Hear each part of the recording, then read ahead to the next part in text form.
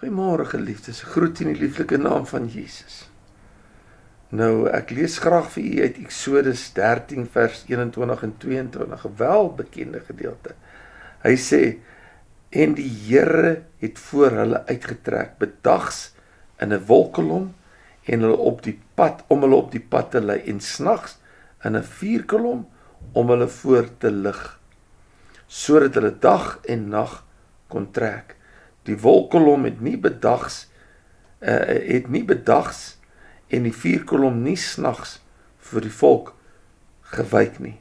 Geliefdes, toe ek hierdie lees, toe dink, kom maar 'n koortjie by op, en ek gaan nie soos die ander dag vir u sing nie, maar ek wil tog die woorde aan u noem. Is 'n baie ou koortjie wat sê, waar hy lei, volg ek gewillig, waar hy lei, volg ek gewillig, ek gaan met hom heel die weg. En dan die vers, uit 'n klomp versies, hy beloof my sy genade,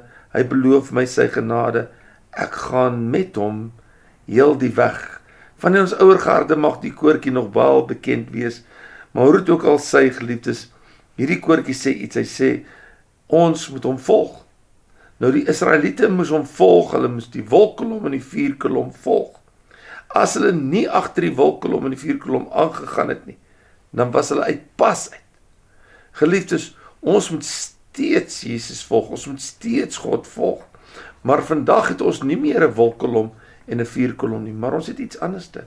Ons het die inwonende Heilige Gees, wat ons leer en lei, en vir ons die weg wys na Christus, en ook die weg wys wat ons moet wandel.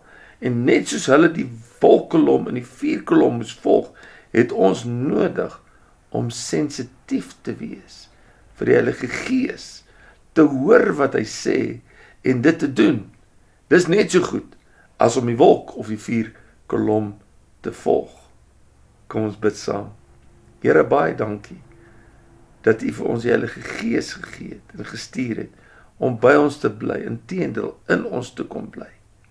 Dankie daarvoor, dankie Heilige Gees dat u in my woon.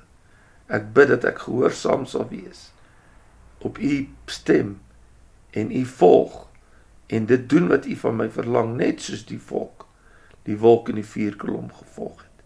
Ons eer u. Amen.